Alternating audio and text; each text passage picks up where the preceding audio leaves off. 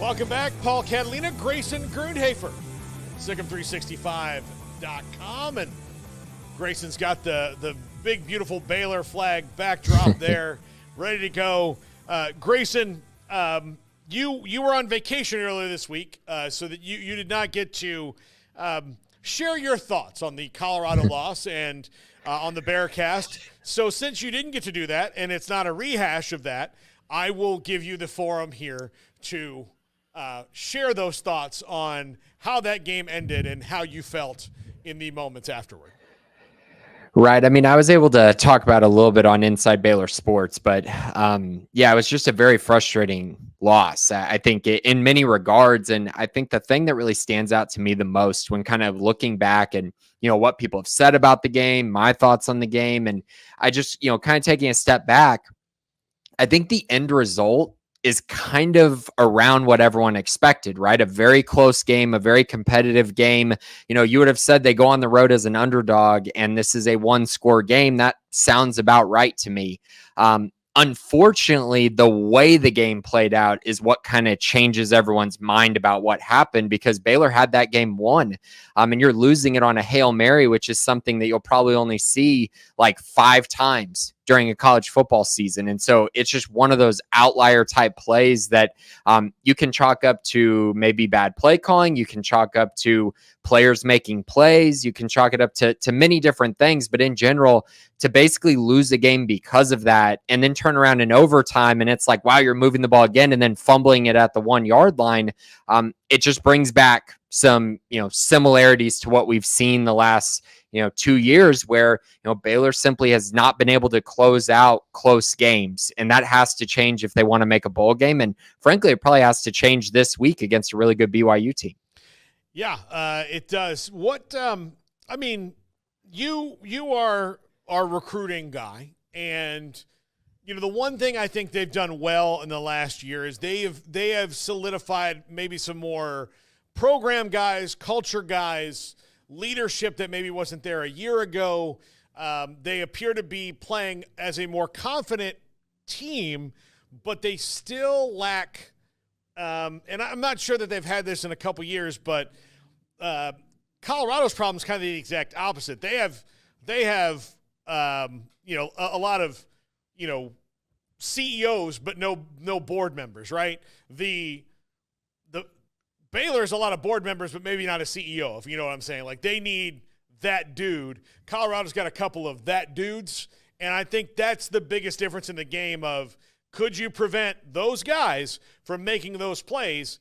Baylor couldn't in the end, and because of that, that's why they lost. But how do you feel the talent acquisition is going on that end to maybe get some dudes? I think it's going really well. And to be honest with you, I think when you look at the defensive side, I think they're getting a lot closer to that. I mean, Keaton Thomas, Caden Jenkins, Jackie Marshall, I think they're Steve Linton, Garmin Randolph, like they're getting there, right? You're seeing some of these guys really emerge as like, oh, wow, that might be an NFL guy. Now, at times it hasn't been perfect. I know Caden has had his struggles this season, but those guys in large part have been really solid and have made a lot of plays. And so I think, again, getting closer on that side offensively, I think they're just a little bit away. And, it's one of those things where you kind of came into this year thinking that there was a chance the offense could be really good with Jake Spavital coming in. But as camp kind of progressed, it got a little bit concerning that they weren't, throwing the ball effectively. The running game really wasn't where it needed to be. The offensive line was still kind of some moving parts. And so I think it made you kind of take a step back. And now you look at it and you go, wow, okay, the defense has clearly taken a massive step forward. I know if you look at the final stats against Colorado, you might say, oh, really, has it taken a step forward? But I think in general, if you watch that game, the pressure they got on Shedeur Sanders and the ability to put the offense in pretty good positions has been really good and was really good in that game. I think the one area they're lacking on that side is just the turnovers. They're not forcing turnovers, but offensively, I just think in general, you're going through a scheme change. You're integrating a lot of new faces. You're bringing in a lot of new talent. You're trying to make sure that it all comes together. And I think in general, this is a unit that's going to get better as the season progresses. And frankly, going on the road and putting up 31 points on Colorado. That's a solid performance, and that should be good enough to get you a win more times than not with the kind of defense that I think Baylor's played up to this point. So BYU comes in confident, hot, rolling along. Baylor's just had this gut punch. But there are some things. BYU is not good in day games necessarily, and they're not great on the road. Baylor's also not been great against ranked teams no matter when they play. Where do the numbers kind of crash for you this week? And this should be, no matter what happens, a very close game. I think so as well. I think the numbers clashing really comes down to a couple factors, right? I think when you look at BYU from last year, and I understand everyone wants to say every year is a new year, that's totally fine. But their home field advantage compared to how they play away is really lopsided. It's extremely different. And last year they were 0-5 on the road. They got outscored by average 39-17 in road games. I'm not sure that has completely fixed itself. I'm really not. They won some games last year at home that people would have said they shouldn't have won. In that K-State game, they played great. And I think most people would say, neutral field, give me Kansas State. But when you go into Provo in a night game and BYU plays like that and forces all those turnovers and, just wins on the margins consistently, yeah, this is the outcome that you get, a blowout. And so now they have to go on the road, and they got to prove that they can do it on the road. And I know BYU fans have pointed out, well, they beat SMU on the road this year, but SMU was going through a quarterback change. Preston Stone clearly was banged up when he was playing, so they went with Jennings, brought him in, and they were clearly working on some things and working the kinks out. And BYU still only won that game by 3 points. So now you're just expecting them to turn around and just do the exact same against Baylor and just be this consistent road team. I'm not sure I'm buying that. Now, the other factor of this is BYU is very good defensively, especially against the pass. Baylor has struggled still throwing the football to some extent. I felt like they had some moments last week, and in general, they've been explosive but inconsistent. And so I think that's an area that's a little scary. I think in general, when you look at BYU's run defense, I think there are opportunities for Baylor to take advantage, but Baylor hasn't exactly been setting the world on fire running the football. And so you kind of take a step back and you look at it and go, wow, this could be a game where Baylor is only able to score like 17 points. And in that situation, are they going to be able to hold BYU under that?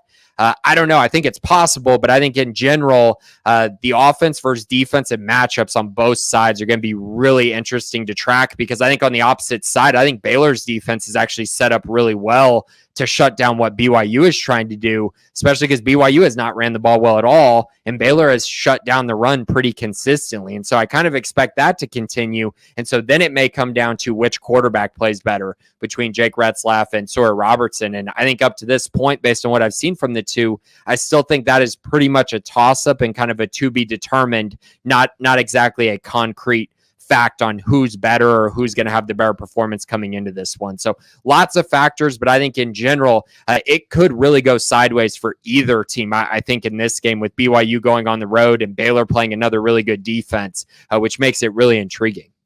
Yeah, absolutely. Sawyer Robertson has kind of established himself as the hot hand right now. I don't think they have a quarterback controversy because they don't need to right now, Grayson, but he's played well when he's played. There's no reason really right now to put DeQuan Finn back in unless you've got maybe a different kind of package or you need something else.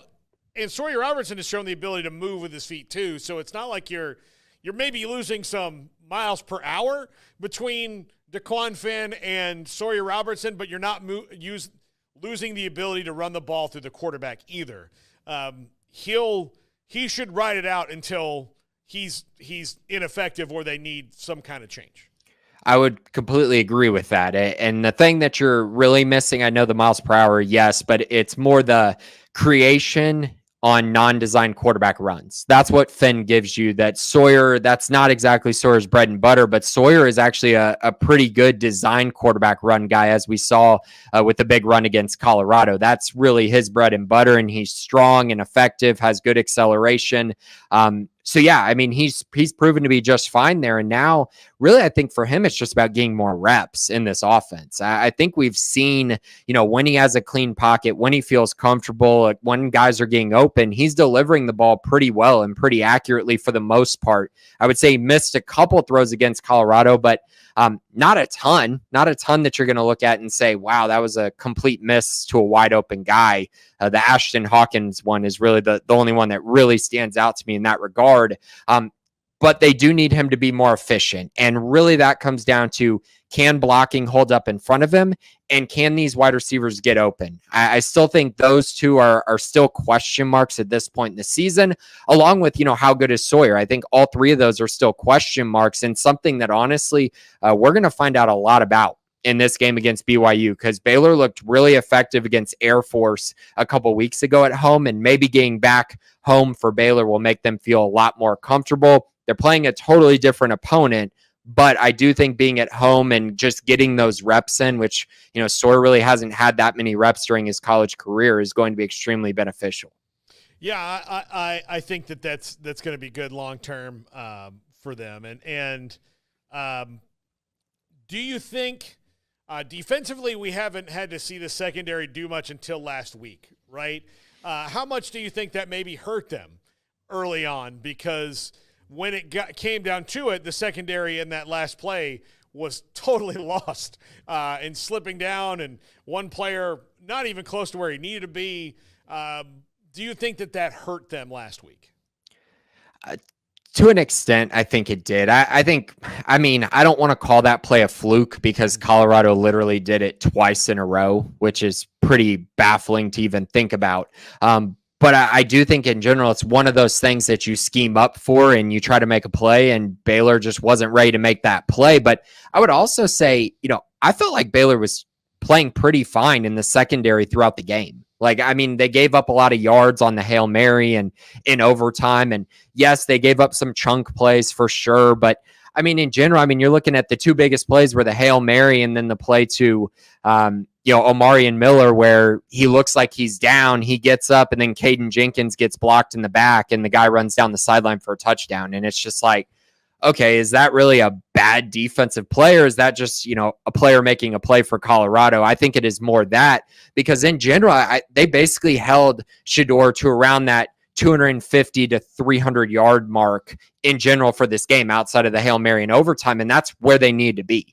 So I felt like they were pretty fine. The pass rush was obviously incredible, but do I think that it would have helped them maybe to play a more spread team early in the year? Probably. I think it would have given them a different look. But to be honest, I don't think there was much that could have prepared them for playing against a NFL quarterback, a first-round quarterback, a potential top 10 quarterback. Todd McShay says he's the best pocket passer in this class. And so, you're not going to play another guy like that the rest of the season. And then you factor in the fact that their receivers, they have like 4 NFL receivers. And Travis Hunter, of course, being the guy that stands out, a top 5 guy who can play both ways. I think there's a lot more to it. It's a lot more than just, they didn't play a spread offense. It's more, they didn't play a spread offense that passed a lot, but they also didn't play all this NFL talent, which they probably won't play again the rest of the season. So, Grayson, what do you think Baylor will do well against BYU tomorrow? That's a great question. To me, I think that Baylor defensively is going to stop the run, make that a priority, and they're going to force Jake Retzlaff to beat them down by down. I don't think they're not going to allow him to just stand there and throw it deep a bunch of times. They're going to make him be accurate. They're going to challenge his accuracy. They're going to challenge his ability to stay patient, because at times he has been turnover prone. He'll give you opportunities to get an interception. Baylor, quite frankly, needs to create some of those plays. They have not been good enough in that regard defensively, because I truly think this defense has been really, really good. The one ingredient that is missing is the turnovers. And so I think that's what they're going to do on that side of the ball. I think they're going to shut down the run game and, again, force Retzlaff to beat them in the pass game. So I think they'll be pretty good there. I don't expect BYU to score I don't expect them to score more than 20 points, frankly. They're not going to score 38 this week. I don't think anybody's scoring 38. Whatever this is going to be, it's going to be in the 24 to 20 type range, right? That's that's where this game probably lives. That's what I'm thinking. I honestly think that if BYU scores more than 24, I don't think Baylor's winning this game. So, I mean, that's just kind of gives you an idea of kind of where I'm at. I think BYU's probably going to score something like 17 or 20 in this game against Baylor. On the flip side, offensively, it's really hard to really sit back and say this is what Baylor's going to do really well in this game because I think there's just so many question marks. But I think in general, if we just go on what we know about these two teams and what we've seen so far, I think Baylor will have a decent offensive environment. Sora Robertson is probably only going to complete around 50 to 55% of his passes because that's what BYU's been holding opponents to. If he does better than that, then Baylor should be in a good spot. And I think Baylor's going to try to run the football against BYU. I think, BYU's shown some moments here against SMU and Southern Illinois. But when they played a really good running team in Kansas State, they got ran over. And I know they didn't give up, a bunch of points. I understand all that. But they gave up a lot of rushing yards to Kansas State, over 200 rushing yards. And so I think Baylor can get in that 150 range, maybe a little bit more than that, kind of like they did against Colorado, but maybe be a little more consistent in that regard. And I think that's kind of what I'm expecting. Again, good offensive environment, not great. Baylor's not going to score 40 in this game or 38. But I do think they will have the ability to move the football. And that's just about can they score in the red zone and can they capitalize on special teams? Yeah, absolutely. Grayson Grundhoefer, SicEm365.com. Grayson, enjoy the game. We'll talk to you next week. Awesome. Thanks, guys.